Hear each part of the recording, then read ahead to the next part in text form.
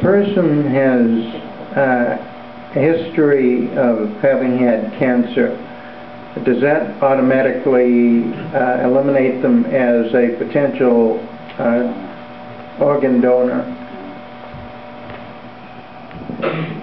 And you heard the question, and you would think theoretically yes, but what I've heard happen is that the people are on the waiting list for whatever period of time, and then they want an organ, and then they're given this option. They have this person who has had cancer in the past, but have no evidence of cancer for quite a long time. Do you want to take that chance? And some people have said yes. And even whether they said yes or not, some people that they have given organs to, and they give multiple organs to multiple people have gotten cancer. And then the recipients of organs, many of the recipients of organs die of cancer, or they die of severe infection. Why? Because in order to keep that organ in their body, they have to take anti-rejection drugs, and the rejection drugs are what protects us against cancer and protects us against severe infection.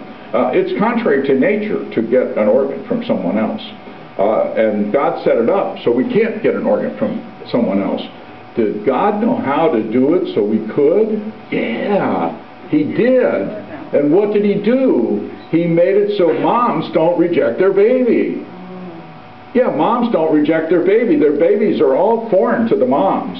And you can't transplant an organ from one to another, child to a mom or anything like that. They reject, but God made the mom so she won't reject her baby. And how soon does she stop rejecting her baby? She stops rejecting her baby already when her baby is only 2 cells.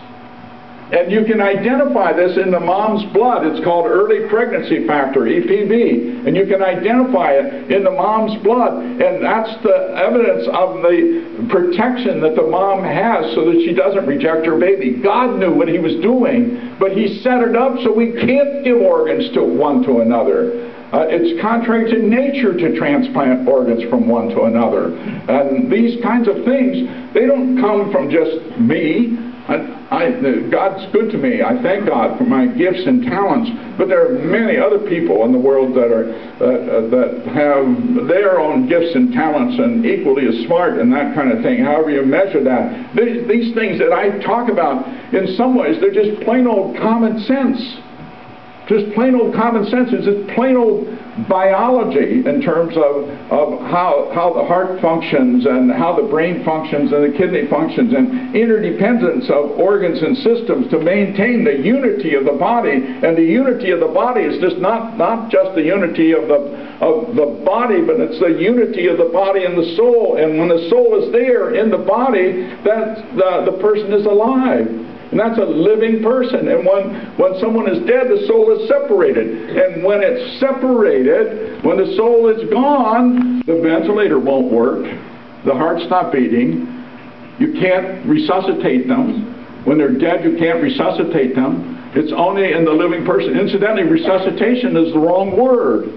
Resuscitation is rooted in resuscitate, which means risen. And once somebody is dead, we can't make them rise. The only way the resuscitation works is because somebody's alive. Once you're dead, you can't resuscitate them. They're gone. Okay, next.